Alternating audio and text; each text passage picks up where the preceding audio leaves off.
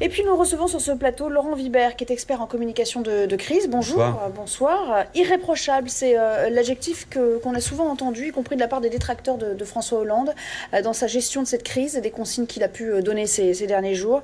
Qu'est-ce qui vous a frappé le plus en termes de gestes de la part du chef de l'État ?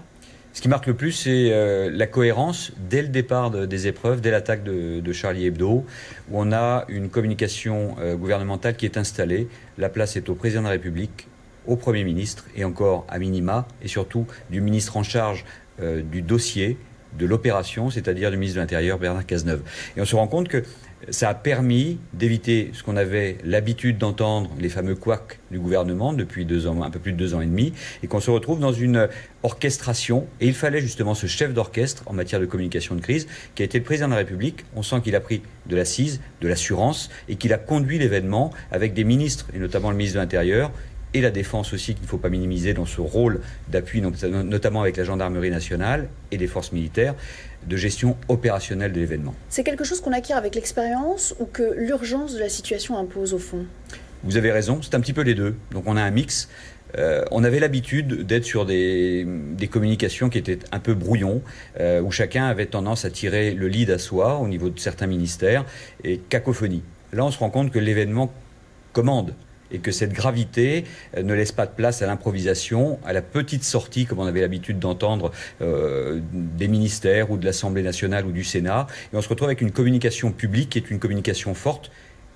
Et la mobilisation d'hier traduit cette ligne droite qui a été fixée et qui a surtout été tenue.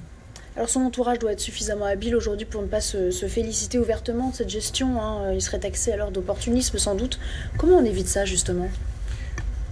On est dans l'équilibre, ce que j'appelle moi le parallélisme des formes en communication de crise, c'est-à-dire qu'on a des événements qui sont marquants, on doit avoir une conduite qui doit être à l'équilibre avec ces faits-là et ne pas se gargariser. On l'a vu, certains médias, pas vous, ont profité en lançant des chiffres d'audimat.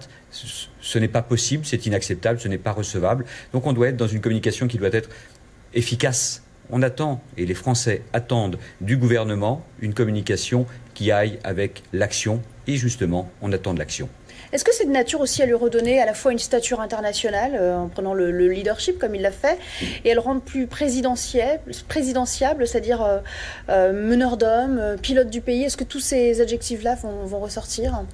Gérard Damon aura une analyse beaucoup plus politique, mais c'est vrai que l'image, l'image a changé. Et on s'est rendu compte hier, en plus il y a de l'émotion. Et quand cette émotion, l'humain et l'émotion, ce que j'appelle la formule de l'hélium, donne du corps au personnage, on se rend compte que ça fonctionne beaucoup mieux. Et cette embrassade avec Patrick Pelloux lors de la manifestation traduit le fait que le président est au contact avec les Français, et en plus dans des situations qui sont graves.